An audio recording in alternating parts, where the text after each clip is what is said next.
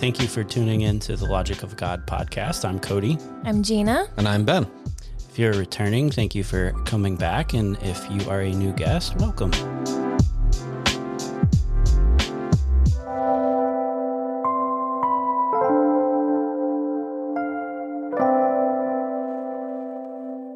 So we left off with Joseph's brothers, right? No, we left off. See, I'm so confused because I spent 10 hours today studying. So we left off. Joseph got his big promotion. Mm-hmm. And kids and wife, Joseph assimilated. Yeah. Dun, dun, dun. And the famine had just started, and the world was starting to come to Egypt to buy grain and food. So, Genesis 42.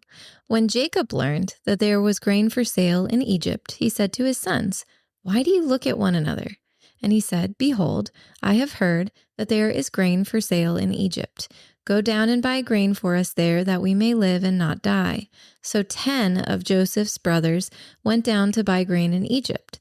But Jacob did not send Benjamin, Joseph's brother, with his brothers, for he feared that harm might happen to him.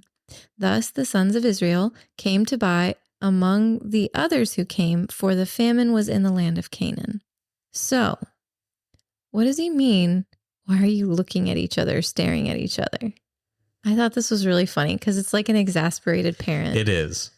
Yeah, you got to think, if famine's coming, they're herdsmen or living off the land, what is their day going to look like when there's nothing they can do? So basically, there's just a group of 10 brothers standing around looking at each other. What are we supposed to do? And Jacob comes out all exasperated. "Why are you just standing here? We've all heard there's grain in Egypt." And that's also an interesting detail. How on earth did they hear about it? Because Egypt's a fair distance away. Yeah, but you have when they sold them off, the Ishmaelite and the Moabites had trade routes through that area, and they were connected with them. It's not that it's impossible for them to have heard of it. It's that it has to actually be a very big deal for them to have heard about it. Because back in the day, it took a long time for news to travel, and only the more important news tended to travel this far. So this is reinforcing the idea the whole world is really struggling, and so news is radiating outward. So it's taken a while for news to reach this point, but news has gotten here. Yeah. I did note in the outline, Rashi reads Jacob's rebuke as shame at their abundance while others are starving. His behold sharpens the urgency. God has placed grain in Egypt for their survival. So there are some scholarly thoughts that Jacob's being blessed all of those years left him with a stash as well. And that's proven later when the brothers finally do head back to Egypt, because they have a little bit more than they probably should, being in a famine, although it is greatly reduced comparatively to when they were giving gifts to Esau. So I like pointing that out, because it's not just that they're being lazy, it's also that there are other people around them that are dying. And it is miraculous that after so many years of famine, all 12 brothers are still alive. So I thought that was interesting. Ultimately, It is an idiomatic phrase of frustration. Why are you taking so long? And then, of course, Jacob says, "Behold," which reminded me so much of the many beholds in Joseph's dreams when he shared as a teenager. Behold. Yeah, listen up. It's very important what I'm about to say. It's a narrative echo. Since we're playing with some narrative words here, we have idiomatic phrases and narrative echoes. I did think it was interesting. There were some different Jewish texts. So the Genesis Rabbah suggests Jacob's words came from divine inspiration, as though God put the behold in his mouth so that the brothers would go to Egypt and fulfill the dream. Some Midrashim even say Jacob subconsciously feared sending Benjamin because of Joseph's fate, but God orchestrated it. And then Ben's favorite, the Targum Onkelos, says, "On God's word to Jacob, do not be afraid to go down to Egypt," which came later in Genesis 46:3, shows Jacob's hesitation was expected and he needed reassurance to go into Egypt. He's sending his sons are much more worldly than he is, but he knows that provision is there and he doesn't doubt that he's going to succeed in getting it. So 10 brothers, all but Benjamin, go to buy grain. Ben, why did you stay home? Tell us. I'm a homebody. Okay, so Benjamin stays home. I found it interesting how much Jacob's protectiveness over Benjamin has escalated to the point of almost like being neurotic. You can't really blame him for that. Yeah. He was given the bloodied coat of what he presumed to be the remains of his son's body.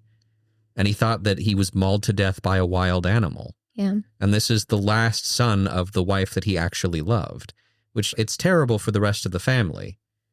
But for him, this is the wife that he loved, the wife that he wanted, and this is the final child, and also the child that resulted in her death. Like, this is a very precious child to him. So yeah, I can see why he has this reaction.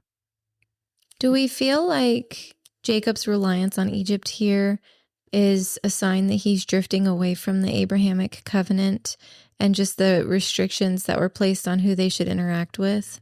You see him struggling with that, I think, more than Abraham did. Like, the whole reason Abraham went down to Egypt before was because there was a famine in the land. It didn't sound as severe as this one, but we really don't know. That's more conjecture. But if Jewish tradition is accurate and some of the points we've made have been accurate, like, they weren't supposed to go down there. So if Jacob knows that there was negative impact for going down to Egypt before for his family in the past, it could be one of the reasons he's hesitant here. He also seems more tied to the land than the previous patriarchs.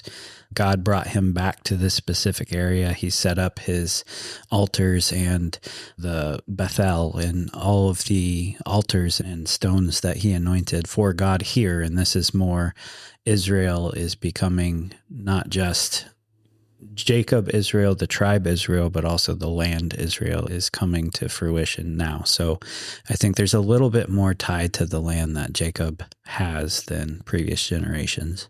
It's also interesting that this is the place where he's currently staying, where Isaac, his father, died.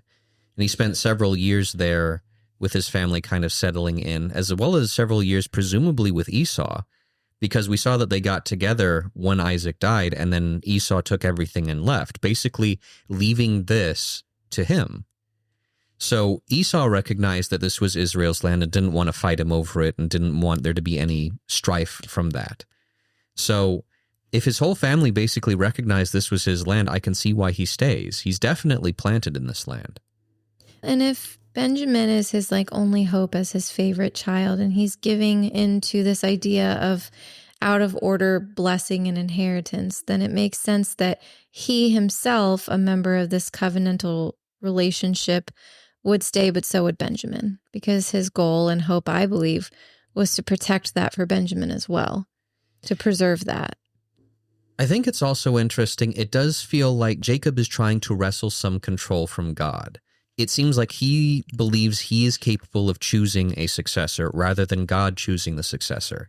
No, you definitely get that in the next chapter where Benjamin is clearly the favorite, the only son that he still sees. And we make comments later, but I don't think if Jacob was challenged like Abraham, he would put his son up on the altar like Abraham did with Isaac. Don't get too far ahead. So let's keep reading in the Bible. Now Joseph was governor over the land. He was the one who sold to all the people of the land. And Joseph's brothers came and bowed themselves before him with their faces to the ground. Joseph saw his brothers and recognized them, but he treated them like strangers and spoke roughly to them. "Where do you come from?" he said. They said, "From the land of Canaan to buy food." And Joseph recognized his brothers, but they did not recognize him. And Joseph remembered the dreams that he had dreamed of them, and he said to them, "You are spies. You have come to see the nakedness of the land." They said to him, "No, my lord, your servants have come to buy food. We are all sons of one man. We are honest men. Your servants have never been spies." Okay, so there's a lot there. First of all, Joseph went from being sold to doing the selling. That was interesting. Then the brothers bow to him. But is this the fulfillment of the dream? No, there's only 10.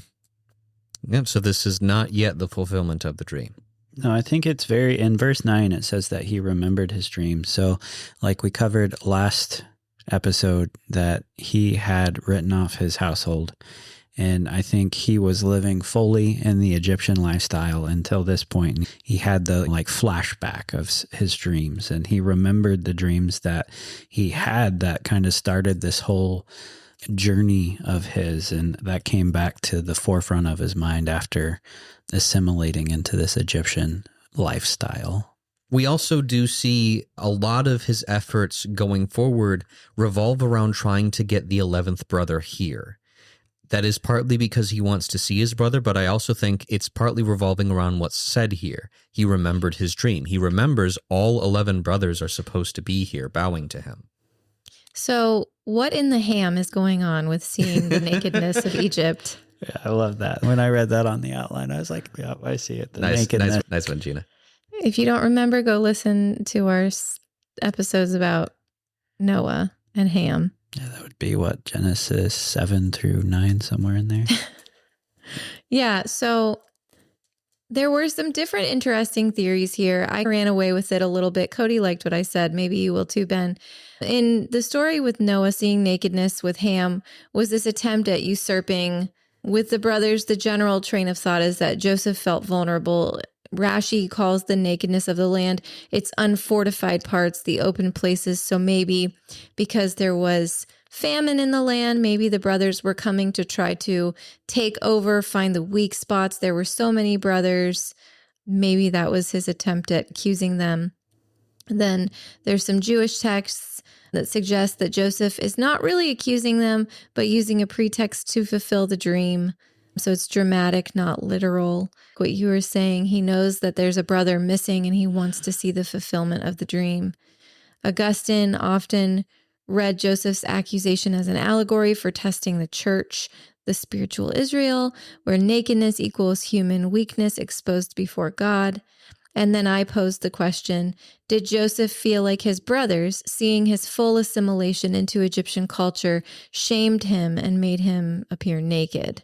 Because he's shaven, he's clothed as an Egyptian, he has the signet, he's speaking through an interpreter, he has an Egyptian name and an Egyptian wife. Yeah, I think this one's very interesting because we see in later text the Egyptians and the Hebrews are completely separated at the feast. And Egyptians did not think too highly of Hebrews. It was kind of like the Jews and the Gentiles. They don't associate together. But is this Joseph seeing this as a potential, like they could shake my position? Is this if they recognize me and the Pharaoh doesn't that they're my brothers or I'm actually this Hebrew tribe, this large Hebrew tribe, is that going to challenge my authority here and get the usurping kind of language of the nakedness? And I do think it leaves Joseph quite vulnerable because this could go in many of ways depending on how Pharaoh saw it, but also how they respond and potential challenging his authority. There's a lot of curious wordplay and imagery here. One, seeing the nakedness, I do think is a double entendre that he's working with here. As you pointed out, Gina, and I think pretty aptly, the Bible talks about how seeing one's nakedness, to see the nakedness of a woman is to have forced yourself upon her, to have had your way with her. But also he's accusing them of being spies. So I think he's saying two simultaneous things. He is saying you are here to basically force yourself on our land, to take what you want, to pillage, to destroy, to mess up our way of life, and also to be spies. So I think he's accusing them of two things simultaneously, which is why they reply, both were not spies and were also honest men. There's also the interesting fact, which we didn't cover so much, we temporarily touched on it, but I think it bears more teasing out. Joseph does not have a beard. He was shaved. His brothers, depending on how far back the tradition goes, most likely would have had beards. And that's actually a pretty big thing for the Jews. If you follow the stories of David, there's a particular story where some men were sent out from David as emissaries, and then their beards are shaved, and then their buttocks are exposed, and they're sent back to Israel in shame. To have your beard shaved was to be shameful. And so before they came before David, David allowed them to have some time to grow their beards back to make them presentable. So the fact that these guys are here, it's obvious why they don't recognize Joseph. One, because Joseph was a teenager when he left, but also he's clean shaven, whereas they've all got beards. So one that kind of ties into his assimilation into Egyptian culture. He's clean shaven. He's visually distinct from the line of Israel at this point. But also that kind of ties into the seeing of nakedness. His face is naked before his brothers. So I don't know how heavily that influences the language, if that's reading a bit too much into it, but I think it's still an interesting detail. Yeah, I liked how Philo of Alexandria said it. Joseph's Egyptian assimilation are garments of the soul, coverings necessary for survival, but not his true essence. I think it's so funny how, these texts try to protect the holiness of Joseph, but in this situation, this is the start for me with Joseph, where I see the angel and the demon on his shoulder, and I don't know which one to listen to, and he makes erratic decisions starting now. I think part of him accusing his brothers of being spies might have just been this impulsive, how can I confuse them and put them on edge so that they're not looking at me? Yeah, no, I think it took him by surprise. It didn't seem like he was expecting to see his brothers. No. Well, and I don't think that, in some interpretations, it's in the musical, I shall now take them all for a ride. No, I think that he has a very visceral, angry reaction, and we see him be overwhelmed with emotion multiple points going forward, pretty soon, actually, which we'll get into in a second. But he does not like his brothers at this point. And I think that this reaction is because he's genuinely angry. And who wouldn't be? These are the guys who tried to sell him, and they're talking about how he's dead. Yeah, he is no more. Yeah, that was an interesting point, though, because when they introduced themselves as brothers of 12, so they're still counting Joseph as one of their brothers, even though they say he's gone. But I doubt Joseph picked up on that at this point. I'm pretty sure he was just so mad he was looking for any excuse to throw them in prison. Let's keep reading. So verse 12, he said to them, no, it is the nakedness of the land that you have come to see. And they said, we, your servants, are 12 brothers, the sons of one man in the land of Canaan. And behold, the youngest is this day with our father, and one is no more. But Joseph said to them, it is as I said to you, you are spies. By this you shall be tested. By the life of Pharaoh, you shall not go from this place until your youngest brother comes here. Send one of you, and let him bring your brother, while you remain confined, that your words may be tested, whether there is truth in you. Or else, by the life of Pharaoh, surely you are spies. And he put them all together in custody for 3 days. So, wait, they're still counting Joseph? Even though Joseph just named his son Manasseh, he forgot his father's family? Yeah, so Joseph, he didn't, from the last chapter, we know he wanted to forget his family. He named his kid that, so to forget. But they're here remembering him, they bring him up. And I think that's a stark contrast from where he was at. Yeah, and then Joseph swears on the life of Pharaoh, which Jacob was swearing on the fear of Isaac. It's a major change. Yeah, so this one is in both Egyptian and Mesopotamia, the king's life embodied the divine order. So swearing or pleading by his life is you're pledging your loyalty to him. I think this in the text even further confirms that Joseph is by all means an Egyptian. He's swearing by the life of Pharaoh, even though the very next verse he says he fears God. But I think that's that angel and demon on the shoulder thing. I don't want them to know, but I want to see if they recognize me. There's definitely a struggle going on inside of him. And I think it's a struggle he ultimately loses, which we'll get to. And that, again, it sounds like we're constantly picking on Joseph. We're saying that he's evil. It's not that he's evil. We all struggle the same struggle that Joseph does. And his struggle is a relatable one. It's not like a lot of the other big mistakes that people make throughout the Bible. We don't generally lust after someone so badly that we'll kill off their husband or their wife so that we can have them, like David did. We don't go lying and cheating and stealing and have to be forgiven of that. What Joseph does, his struggle is that there are people who wronged him, and he's treating them poorly. And most of us in this situation would do the same thing.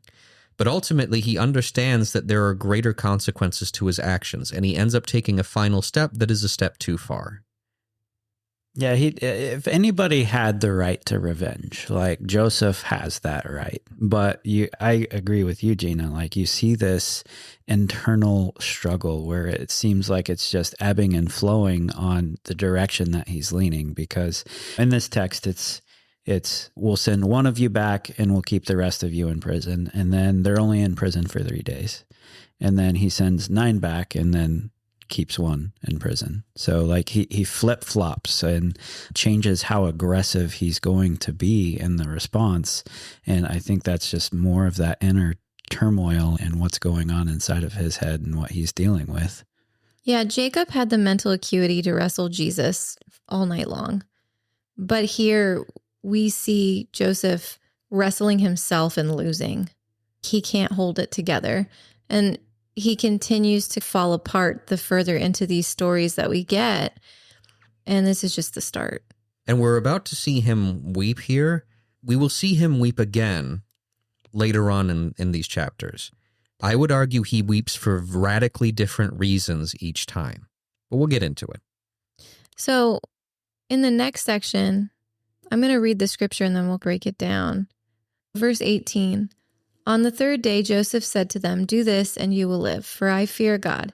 If you are honest men, let one of your brothers remain confined where you are in custody, and let the rest go and carry grain for the famine of your households, and bring your youngest brother to me. So your words will be verified, and you shall not die." And they did so. Then they said to one another, "In truth, we are guilty concerning our brother, in that we saw the distress of his soul when he begged us, and we did not listen.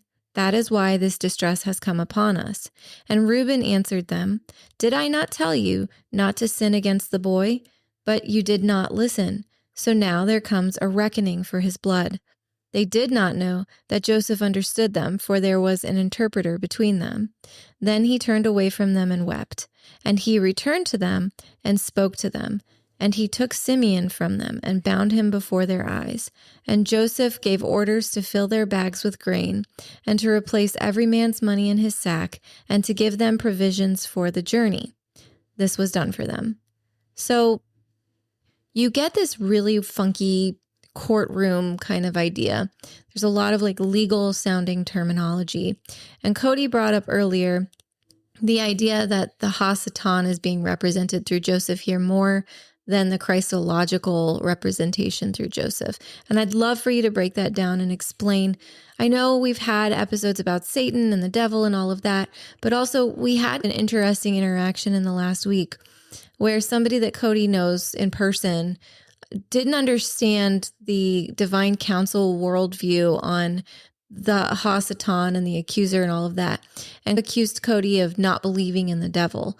And so I think it would be great for you to break down like who this is, what it means, how it relates to this story, why we should care about it, because we're getting a lot of that courtroom vibe here that you get in Job and other places. Yeah, so leading into this chapter and like them being presented before Joseph, you have this definite courtroom setting. And this is all throughout scripture, but a lot of the courtroom settings are brought about by this Hasatan, the accuser, or the title of Satan. So a lot of people, especially in English, like Satan is connected in the New Testament to the serpent in the garden, but we take the Hebrew word there with which is Satan and just automatically associate that with the devil, when in Hebrew that's not necessarily what it meant. And a lot of instances it can mean that, but not 100% always the case. So it's not always the devil. Something else. Not as we understand it as Western. Black and white. Yeah. It's like how, just to really quickly kind of expand on this a little bit, it's like how the term Elohim is the name for God, but it's also the name for things worshipped as gods, small g gods. And it's also the title for judges, human judges. It's a title. And in fact, even for God, it's not necessarily a name. It is a title for him because he's the ultimate judge. So, yeah. A adversary, an accuser, there are a lot of people who can fulfill that role. Ultimately, the devil is the greatest adversary, which is why he would be referred to as Hasatan, the adversary. Just as there are many sons of God, but Christ himself is the Son of God. Yeah, and you see him fulfilling that ultimate role of adversary, and I think why it's always attached to him, because the legal means that Scripture uses to how Jesus has claim over releasing us from the problem of sin is Satan, or an accuser who's coming before the courtroom saying they are blemished, they aren't perfect, look at all of this. And he's using this accusing language to make a legal case against humans before God. And Jesus is taking that upon himself in a legalistic way. Colossians 2:15, it's very legalistic of how and what Jesus does to relinquish us from the holds of sin and the justification behind that. Can you use some of the biblical references in the outlines just to give a better explanation? Yeah, so Numbers 22:22, the angel of the Lord stood in the road as a Satan against Balaam. You mean the angel of the Lord was a Satan? That is interesting if the angel of the Lord is also the angel that is Yahweh. What about Job? So Job 1 and 2, like the classic courtroom setting, you have the Satan Hasatan appears in God's court as a heavenly prosecutor testing Job's faith. You have this scene where basically Satan accuses Job of the only reason he's righteous is because only good things have happened to him. If something bad starts happening to him, he's going to reject God right away. So you have this kind of prosecutor, attorney style mentality of this Satan accusing or being an adversary to the righteous and making legal arguments against the people of God as to why they are not as righteous as God says they are. And this is all throughout Scripture. You have Zechariah 3:1-2. Satan accuses the high priest Joshua, but God rebukes him. 1 Kings 22:19-23. Psalms 82 is a classic council setting. So you have all of this, and the Satan there is usually to test loyalty, expose sin. And then you have Numbers 22:22, when the angel of the Lord is actually blocking or trying to prevent a path. It's more of he's just an adversary in the direction, not necessarily this legalistic battle of accusing others. So it could just mean adversary too. So in the divine council worldview, Hasatan is not a heavenly outlaw devil, but a kind of an adversarial attorney under God's jurisdiction. Yes. So this, Michael Heiser classically said this could just be somebody on God's payroll, so to speak. So this was somebody who is acting within the confines of what he's supposed to be doing, trying to find righteous men to test or righteous women to test, and seeing if, that headspace faith also aligns with the allegiance faith. If they're put to a challenge, are they going to still follow God, or are they going to fall away?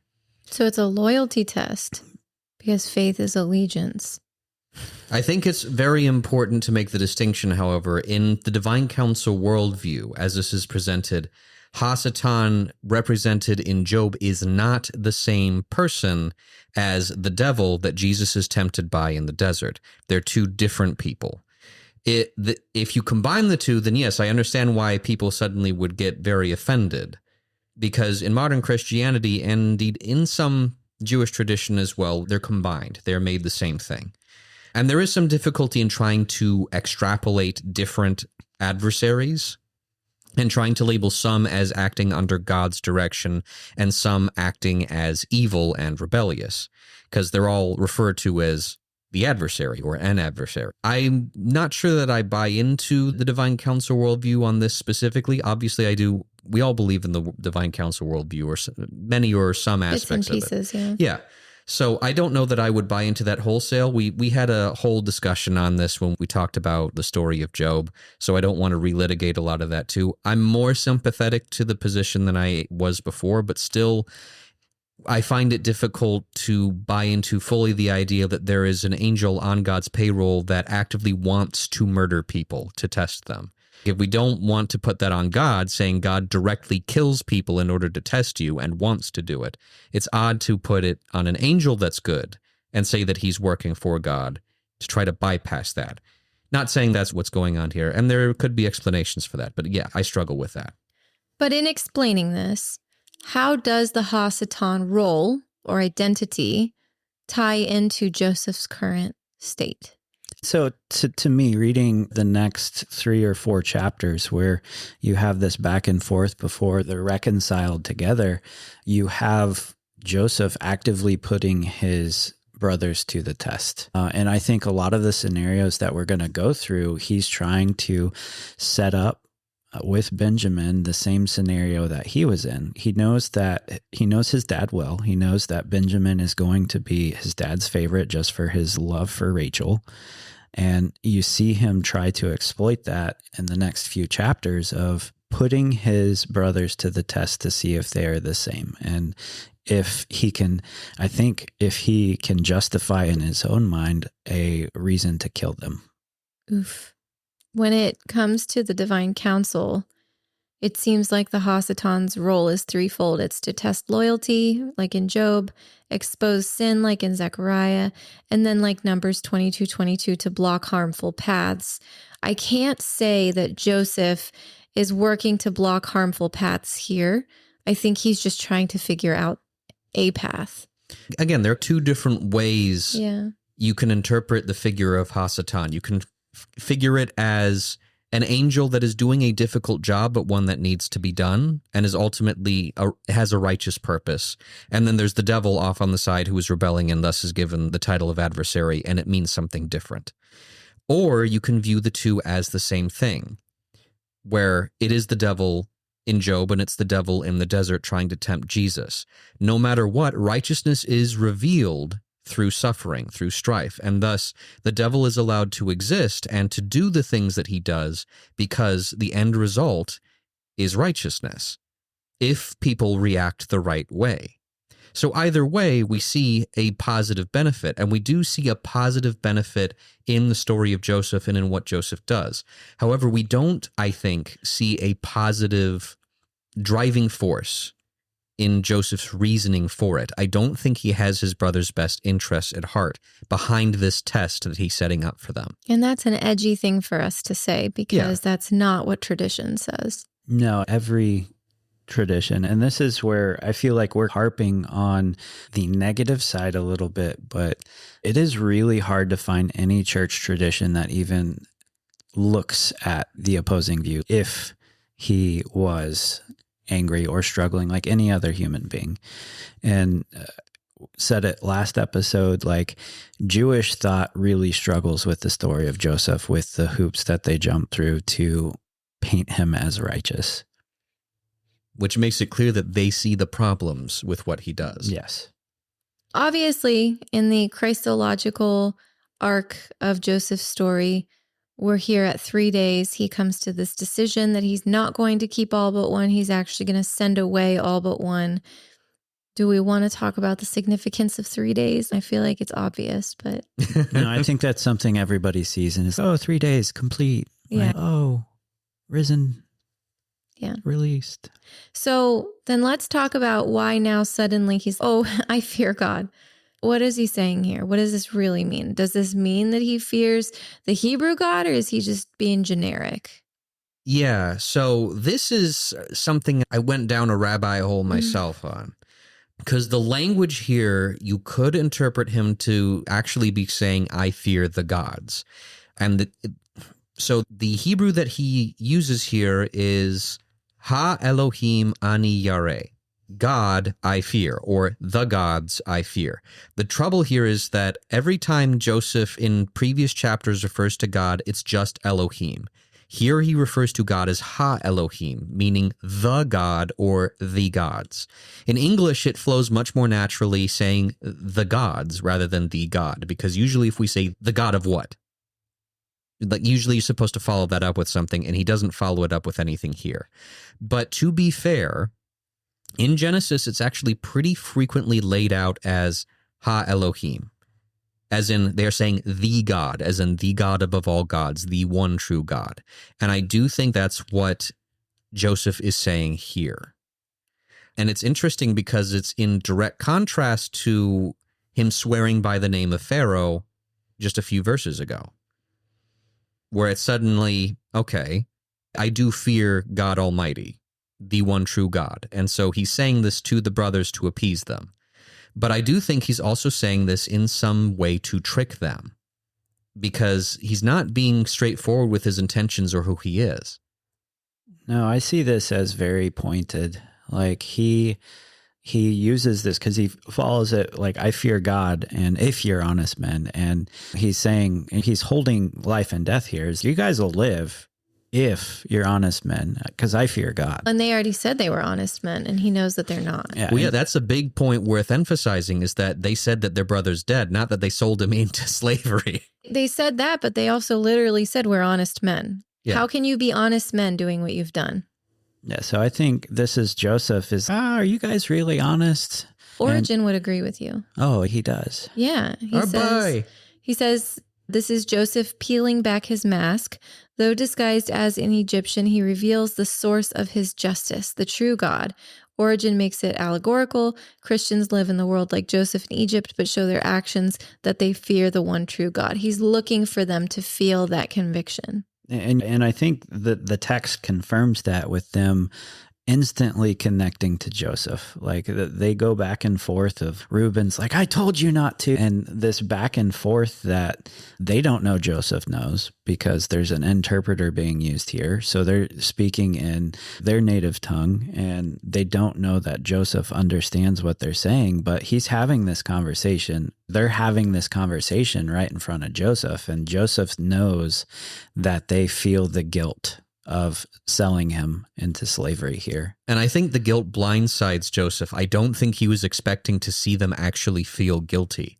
I think he was actually hoping that they didn't feel guilty, that he could punish them. Well, it would leave him feeling justified in his wretchedness. No, and I think that's confirmed by his kind of snarky remark, if you're honest men. And then he sees that they're, oh yeah, they do feel guilt for that. They do feel remorse for that. And I do think it does take him by surprise. And again, this gut twisting that he has going on, and the emotion that up until this point, you don't see a lot of emotion in biblical characters. And you hear about how David is the emotional one in scripture, but you get a lot of emotion from Joseph in the next few chapters here. I do really like some of these extra biblical texts and just some of the church fathers' thoughts on the moment where Reuben kind of rebukes everybody. Rashi notes that Reuben's words are a rebuke, meaning that they committed injustice against an innocent. And then Midrash Rabbah 91:8 adds that the boy emphasizes Joseph's vulnerability. So they're highlighting that they were cruel, not just unfair to their brother, but they were cruel to a vulnerable child. I'm not even going to read Augustine because I'm so disgusted with him in this chapter. It's just all hunky-dory, like he's perfect. John Chrysostom says Reuben spoke according to their hardness. He stressed the crime against Joseph so they would feel the weight of guilt, but behind it, God was the true judge. Also, the language barrier, use of an interpreter, was significant. He was hiding in plain sight. So what he said immediately reminded them of Joseph. He was standing right there, and yet they didn't connect it all yet.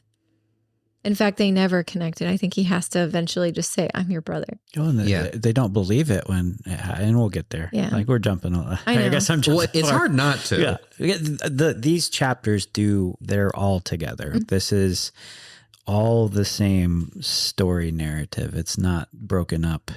I'm so glad we're able to do 2 in one night because it'll flow so much better. Yeah. So Simeon was kept back. The others took grain and went to get Benjamin. Joseph gave orders to replace their money, so he gave them their grain for free. Why would he do this? Because he's a nice guy. According to Rashi, Joseph did this out of his love for his brothers to provide them with a gift. That's how generally it's interpreted. that this is a nice thing. However, you notice the reaction of the brothers is horror, and in a little bit, the reaction of their father is horror. Yeah, I think Simeon's not with them. So I think, again, this is him testing them and seeing where they're really at and seeing where Jacob's at, because it looks like they sold one of their brothers again. And I think the text will back this up. Actually, I won't skip. We'll get to it when we actually read Jacob's words, because they're pretty pointed. Do you want to read about the Nahum Sarna? Yeah, so I think one of the comments I liked was from Sarna, which is in the JPS commentary on Genesis. He just argues that Joseph's actions are deliberately ambiguous. It forces the brothers into a confrontation with their guilt before God. And A&E, like, an unearned gift is like a sign of divine judgment too. So I think that's why the next verses will see their reaction to it, and it just lays and heaps on the guilt. And I think that's Joseph's goal here. So then let's go to verse 26. Then they loaded their donkeys with their grain and departed. And as one of them opened his sack to give his donkey fodder at the lodging place, he saw his money in the mouth of his sack. He said to his brothers, "My money has been put back. Here it is in the mouth of my sack." At this, their hearts failed them, and they turned trembling to one another, saying, "What is this that God has done to us?" So their hearts failed them. This is an interesting turn of phrase. I think on the surface we can understand what it means, but I also liked some of these different church fathers and ancient texts. So Rashi says, their hearts left them. They had no reply, no spirit in them. They were paralyzed. Midrash Rabbah 91:9 interprets it as God piercing their conscience. So what looked like a gift felt like divine judgment. Origen reads their failing hearts as allegory for the sinner before divine judgment. When confronted with grace, guilt interprets it as wrath. And Chrysostom notes that their hearts fled from them, showing how conscience accuses more sharply than any human judge. So what we do to ourselves is sometimes worse than anything anyone else could do to us.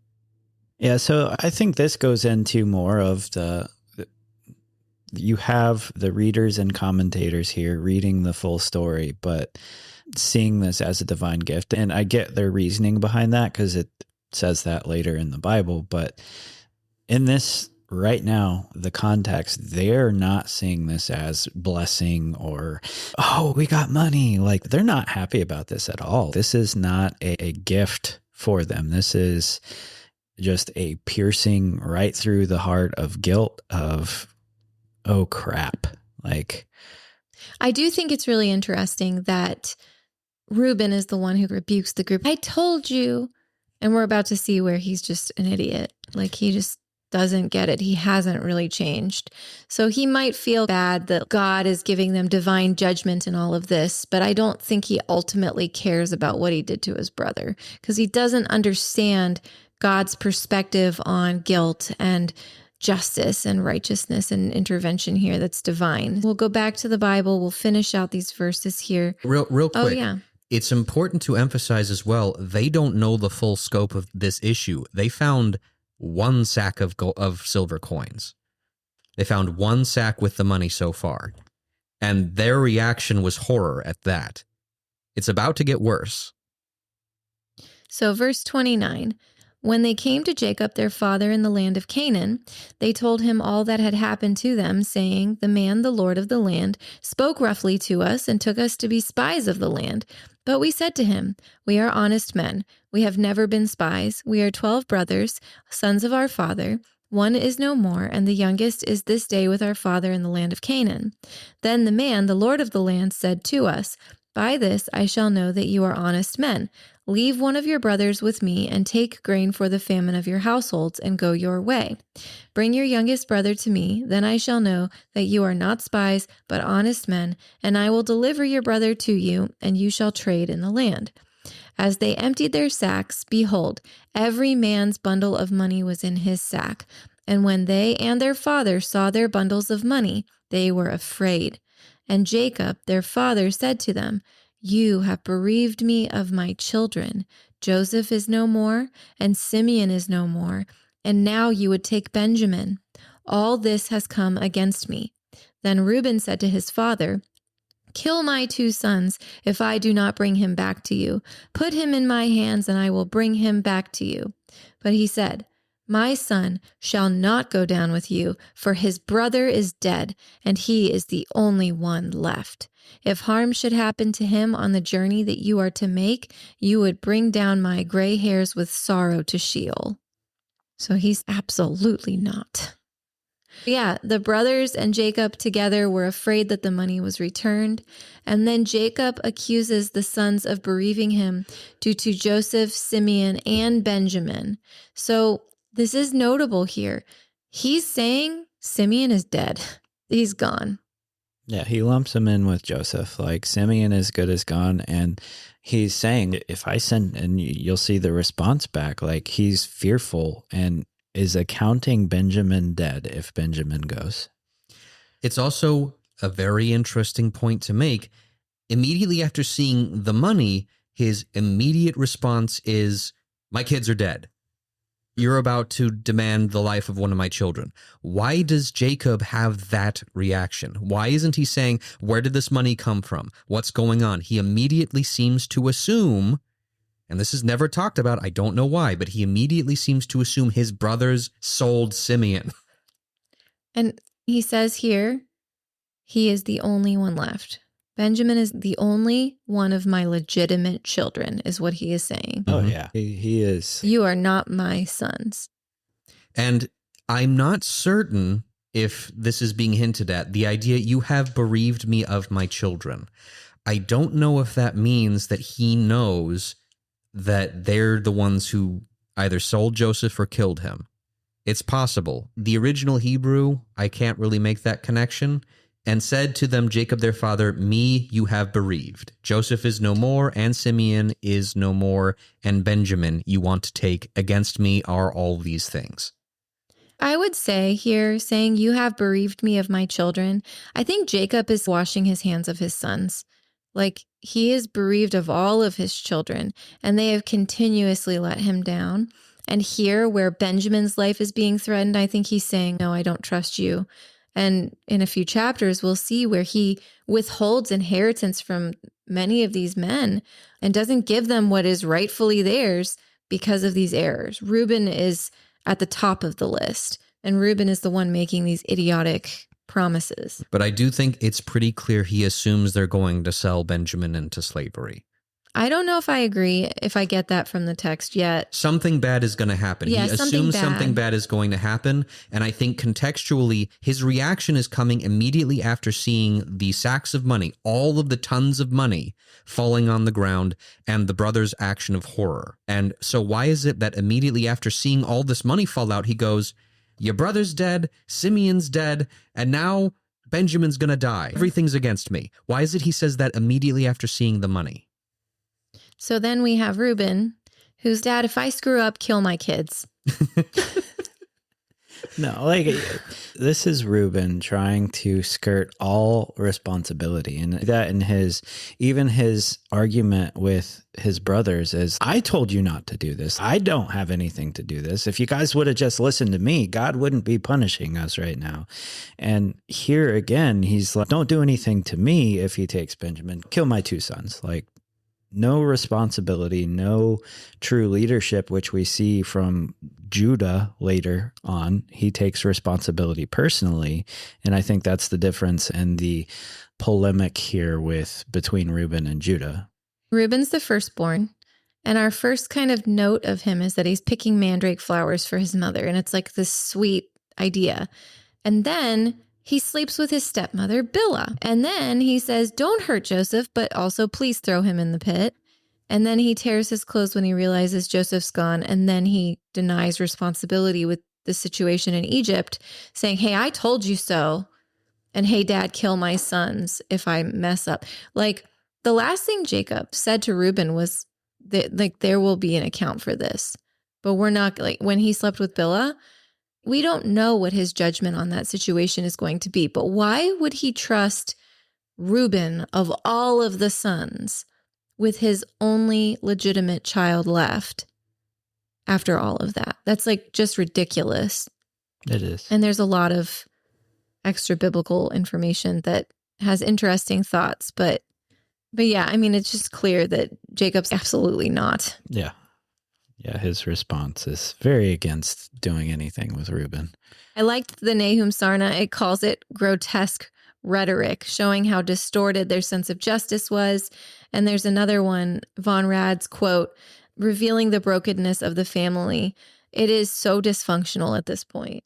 Like, this is just evidence that there is so much just dysfunction, so many disagreeing religious beliefs. And you can't really blame Jacob for not trusting any of his sons at this point. Like, leaving aside the fact that they've basically just been framed for selling one of their brothers into slavery. Whether or not you agree, that's it. That's how it would look. You come back without one of your brothers and you have a ton of money with you.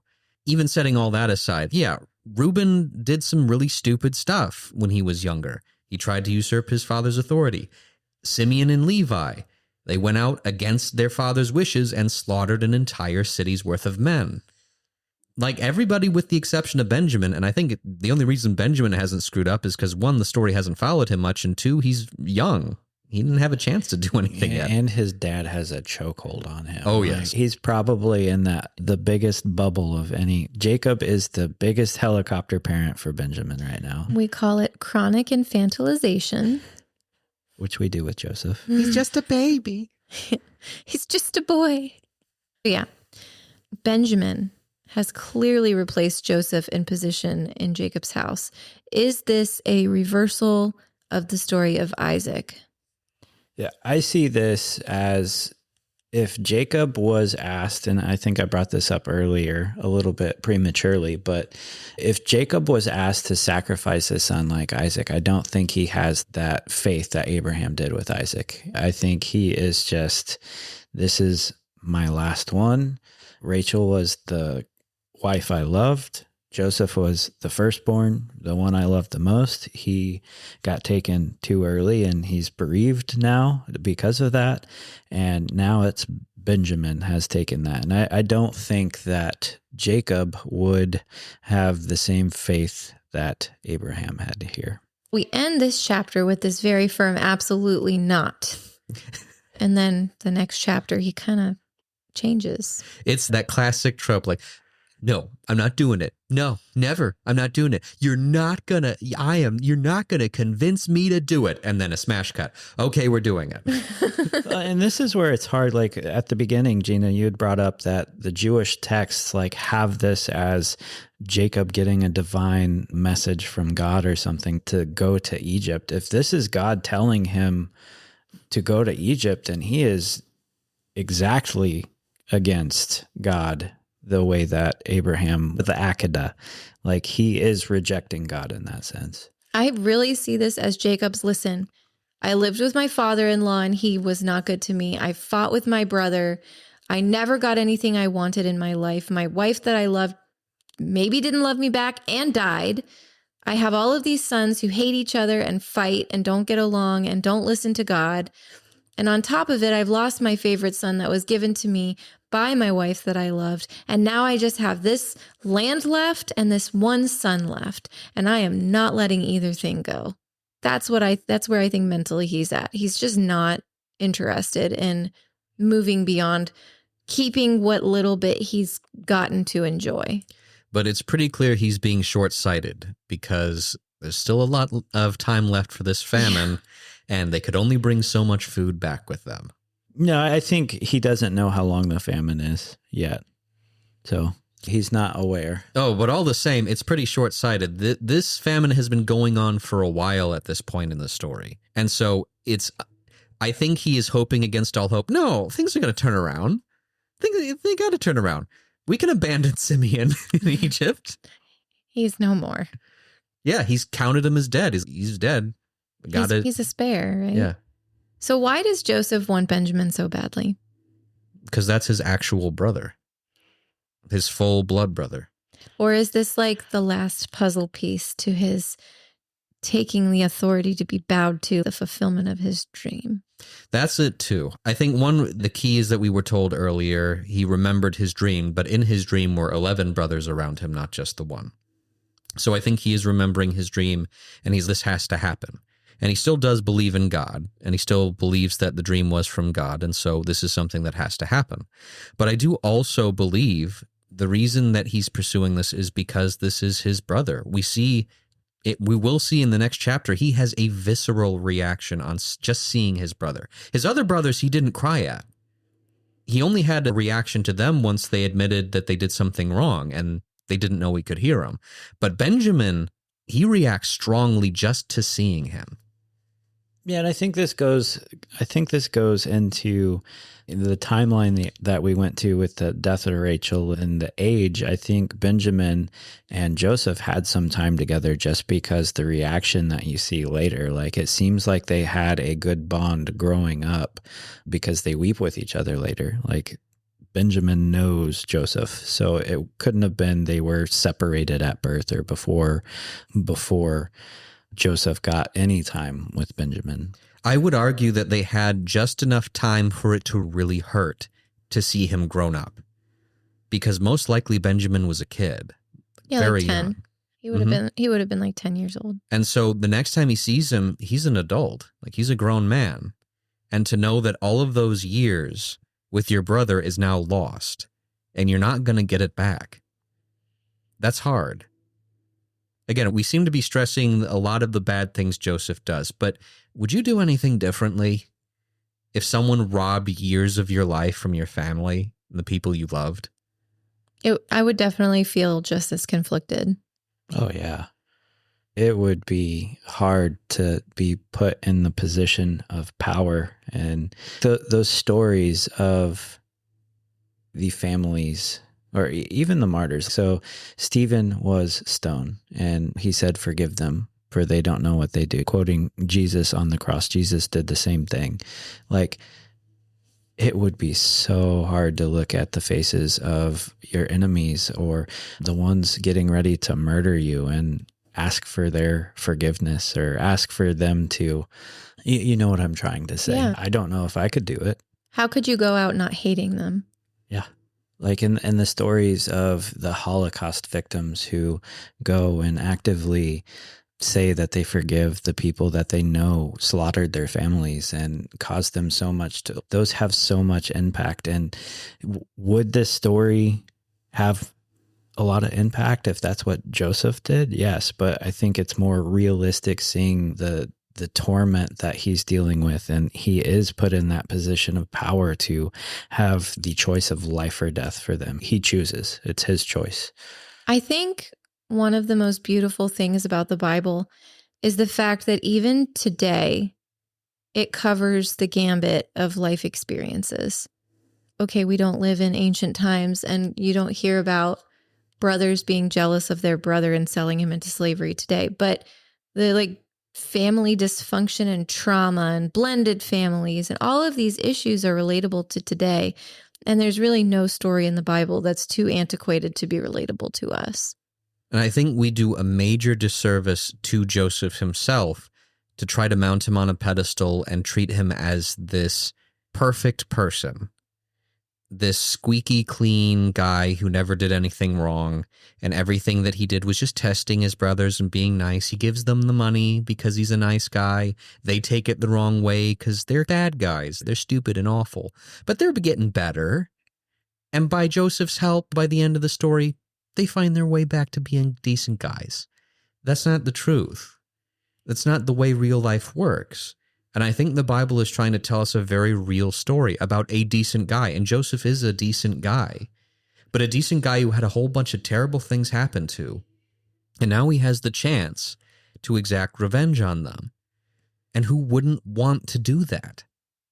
Even you read the Psalms, David is constantly calling out for revenge, for justice, for the terrible things done to him and his people. It's not wrong to want justice.